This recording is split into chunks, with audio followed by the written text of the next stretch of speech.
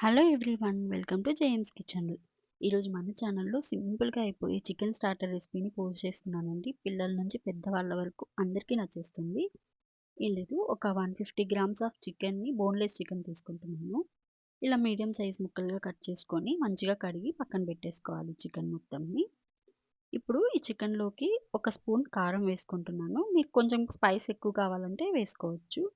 అలాగే half spoon పసుపు, half spoon ధనియాల పౌడర్, అలాగే 2 స్పూన్స్ చికెన్ మసాలా వేసుకుంటున్నానండి. ఇది కొంచెం ఎక్కువ వేసుకుంటే టేస్ట్ బావుంటుంది.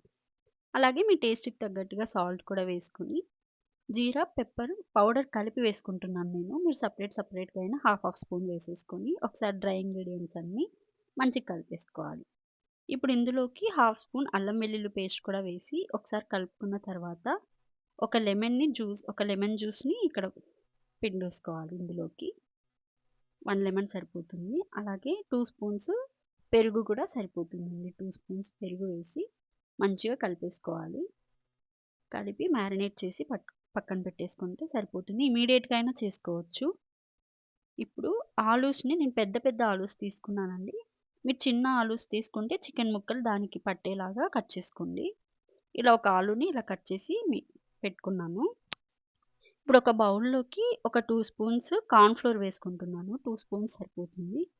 అలాగే అందులోకి మీ టేస్ట్‌కి తగ్గట్టుగా కొంచెం సాల్ట్ వేసుకొని, వాటర్ వేసుకొని మంచిగా ఇలా వాటరీగా కలుపుకోవాలండి. మరి థిక్‌గా ఉండకూడదు. ఫుల్ వాటరీగా ఉండాలి. ఇప్పుడు మనం కట్ చేసి పెట్టుకున్న ఆలు ఉన్నాయి కదా! వీటికి టూత్ పిక్స్ అయితే కావాలి. మనం కట్ చేసి పెట్టుకున్న ఆలూస్ అన్నీ కూడా ఇందులో వేసేసుకోవాలి. ఆ కార్న్ ఫ్లోర్ వాటర్‌లో వేసుకొని ఒక్కొక్కటిగా మంచిగా డిప్ చేసుకున్న తర్వాత ఒకటి తీసుకొని, ఇప్పుడు నేను ఇలా స్టఫ్ చేస్తున్నాను కదా! ఇదే మెథడ్‌లో కూడా మీరు కూడా స్టఫ్ చేసుకోండి చికెన్‌ని. మధ్యలో ఇలా పెట్టి ఫోల్డ్ చేసి టూత్ పిక్‌ని ప్రెస్ చేసేసుకోవాలి. ఇలా అన్నీ కూడా మనము చేసి పెట్టేసుకోవాలండి. ఒకసారి చేసి పెట్టేసుకోవాలి. చూసారు కదా!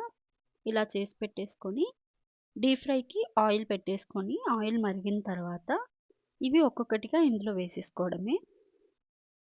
చాలా బావుంటుందండి టేస్ట్ ఈ రెసిపీ. చూసారు కదా!